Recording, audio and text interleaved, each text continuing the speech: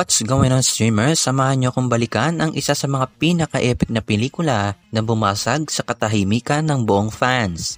Ang pelikulang Avengers Endgame.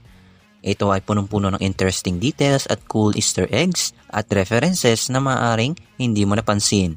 Hayaan mong tulungan kita.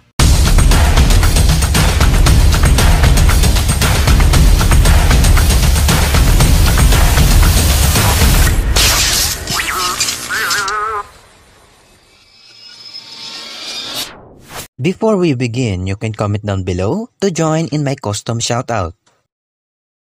Ang pelikula ay nagsimula sa bakuran nila Clint, kung saan iniensayo niya ang kanyang anak na si Layla, na ginagampanan ni Ava, ang anak ni Joe Russo. Ang isa sa mga direktor ng pelikulang ito. Alam naman natin na ang buong pamilya ni Clint ay naglaho rin matapos ang pagpitik ni Thanos sa Avengers Infinity War. Kapansin-pansin rin ang Marvel Studio intro na ang ilan sa mga naglaho ay wala rin sa eksena nila. At balik tayo kay Tony kung saan kasama niya si Nebula, na halos 3 linggo na sila sa kalawakan matapos mangyari ang Avengers Infinity War. Dito pa lang makikita na natin ang kanyang estilo ng pagkamatay, kung saan makikita natin ang kanyang helmet na sira ang kanang parte na sumasalamin sa tadhanang nag-aantay sa kanya. Hanggang sa sunduin sila ni Captain Marvel. Sa usapan nila, sa totoo lang, mukha talagang napikon si Thor kay Captain Marvel. Siguro, hindi lang niya pinatulan. Alam niyo naman kung anong nangyari sa Marvel's What If, Episode 7. Nagkaroon ng cameo ang isa sa mga direktor na si Joe Russo at ang ilang comics creator. Punta naman tayo sa Vanilla Scott Lang na aksidenteng napindot ng isang daga ang Quantum Van Controller at doon nakalabas si Scott. At maya-maya may ibinalita si Okoye kay Natasha. Nat, it's an earthquake under the ocean. We handle it by not handling it. Sinasabi ng iba na ito ay tungkol sa Atlantis at kay Namor, pero sa tingin ko, ang lindol na yon ay maaaring sanhin ni Tiamat na nakita natin sa Eternals. After all, ang pelikulang Eternals ay nangyari matapos ang Avengers Endgame. Nagpunta si Scott sa Avengers Headquarters upang kausapin sila Natasha at Steve tungkol sa quantum physics. Dinala nila si Scott kay Tony. Nakita natin dito ang anak nila na si Morgan, na suot ang isang helmet, kaparte ng armor ni Pepper Potts sa laban.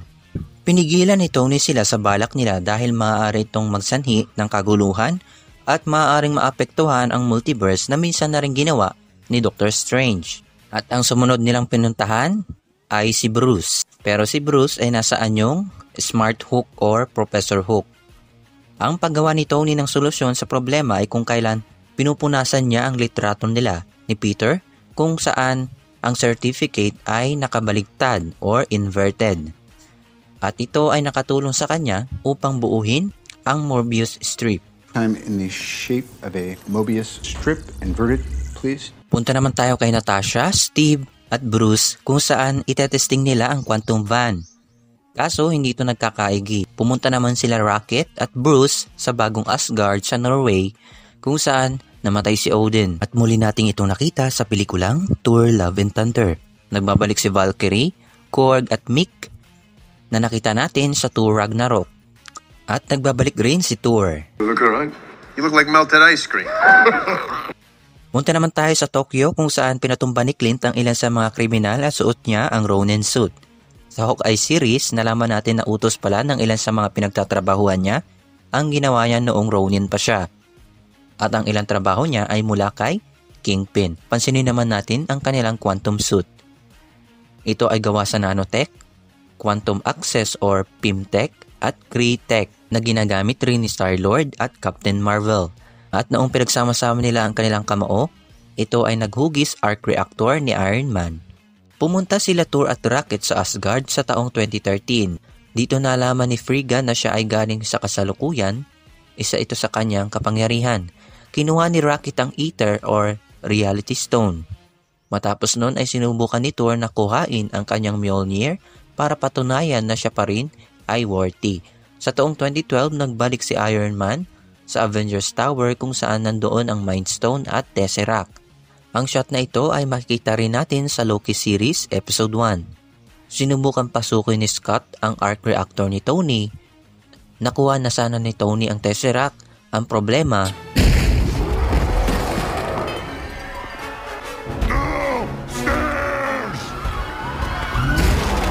at napunta ang Tesseract sa kamay ni Loki at ito ang naging sanhi para siya ay magkaroon ng kanyang solo TV series.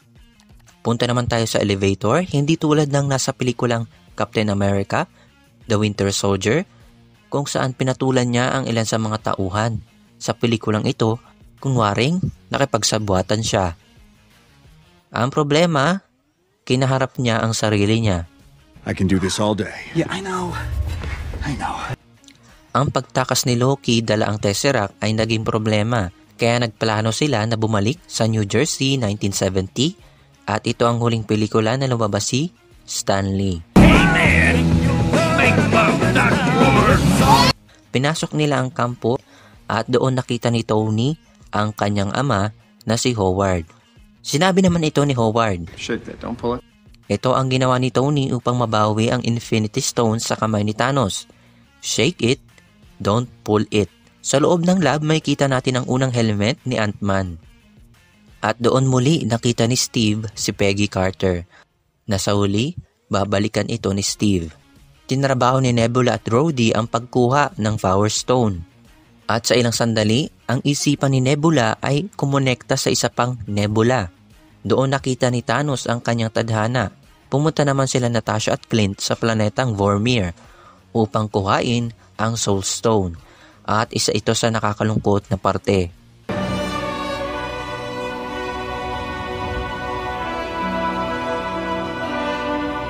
Matapos ang pagkamatay, nabanggit ito ni Tony. Do we know if she had family? Yeah.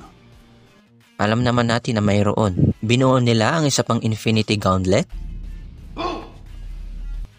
At kailangan nila ng magtetesting sa kanila. Nag-volunteer si Thor at sinabing I'm the strongest Avenger, okay? So this responsibility falls. na nagpapaalala sa atin sa pelikulang Thor Ragnarok. Strongest Avenger. Access denied. Strongest Avenger. Access denied. Banner. Welcome, Strongest Avenger. What? Kaya si Banner ang nagpursigi na gawin ang pagpitik. Ibinalik ng masamang Nebula ang isa pang Thanos. Makikita natin dito na lumiit si Scott para makaligtas sa pagsabog. At noong kinumpronta nila si Thanos, ang pagkakaupo niya ay halos kapareha ng pagkakaupo ni Doctor Strange sa Avengers Infinity War. Noong malapit nang masaksak si Thor ng Stormbreaker, nangyari ito.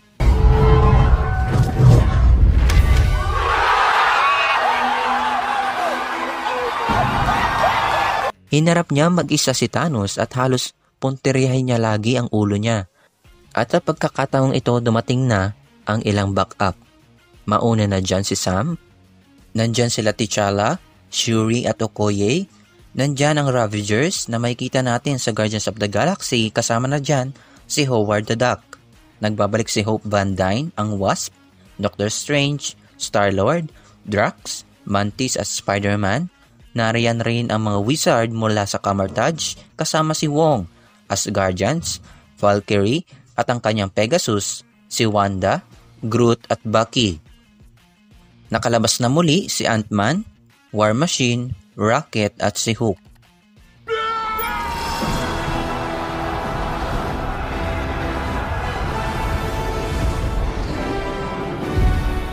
Makikita natin ang pagbabalibag ni Hulk sa ilan sa mga kaharap niya. Ang laki ni Ant-Man ay nakatulong para sa mga pangmalakihang gawain. Makikita natin dito si Mantis na pinapatulog ang ilan sa mga kalaban. At sa isa pang eksena, napatay ni Okoye si Corvus Glaive. At dito na kinumpirma ni Doctor Strange na ito na ang iisang pagkakataon na sila ay mananalo na nalaman niya sa Avengers Infinity War. Dito na hinarap ni Tony si Thanos at ang kanyang sikat na linya na I am Iron Man. And I am Iron Man. dito na naglaho utay-utay ang grupo nila Thanos. Tila siya ay nabigo sa kanyang misyon. Ang misyong pigilan ng pagsabog ng iba't ibang planeta sa buong kalawakan. Sa libing ni Tony, may kita natin doon si Harley Keener, ang batang nakilala natin sa Iron Man 3. At dito na ibinalik ni Steve ang mga Infinity Stones at ang Mjolnir sa kanilang mundo. Kaso hindi natin dito nakita. At matapos nun ay ipinamana ni Steve ang isang shield na wala tayong kasagutan kung saan galing. Pero ito ay naging sentro ng Falcon in the Winter Soldier series. Wala tayong nakitang credit scene dito pero may inilabas na deleted scene na iniligtas ni Hook ang ilang kabataan. Yan ang lahat ng mga detalye na nakita ko at nahanap ko sa pelikulang ito. Nagsha-shoutout din ako, comment lang kayo dyan sa baba. Don't forget to leave a like, subscribe my channel, open that notification bell. See you next time. Perhaps I treated you too harshly.